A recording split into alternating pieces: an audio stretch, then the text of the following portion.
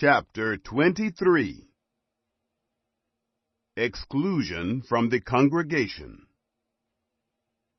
He who is wounded in the stones, or has his privy member cut off, shall not enter into the assembly of Yahweh.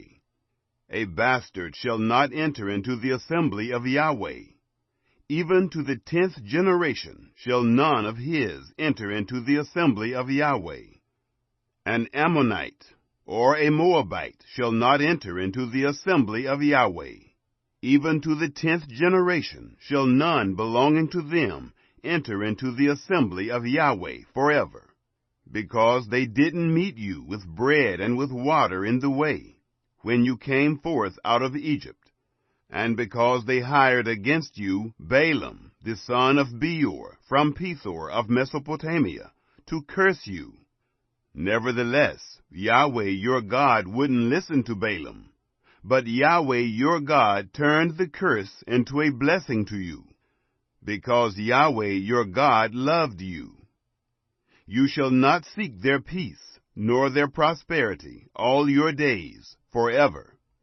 You shall not abhor an Edomite, for he is your brother. You shall not abhor an Egyptian, because you lived as a foreigner in his land. The children of the 3rd generation who are born to them shall enter into the assembly of Yahweh.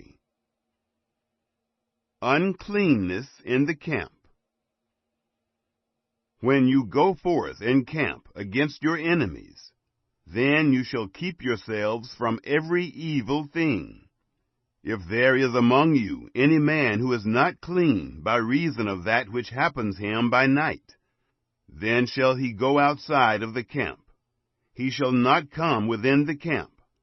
But it shall be, when evening comes on, he shall bathe himself in water, and when the sun is down, he shall come within the camp.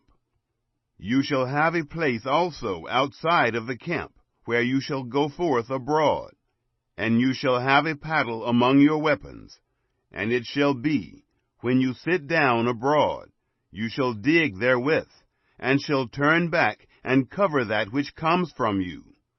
For Yahweh your God walks in the midst of your camp, to deliver you, and to give up your enemies before you. Therefore your camp shall be holy, that he may not see an unclean thing in you, and turn away from you. Miscellaneous laws. You shall not deliver to his master a servant who is escaped from his master to you.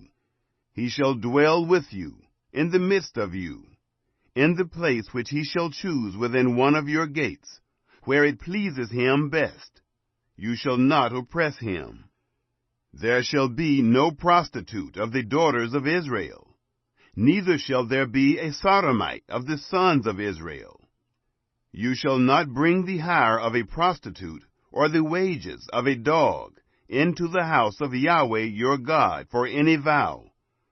For even both these are an abomination to Yahweh your God. You shall not lend on interest to your brother, interest of money, interest of food, interest of anything that is lent on interest.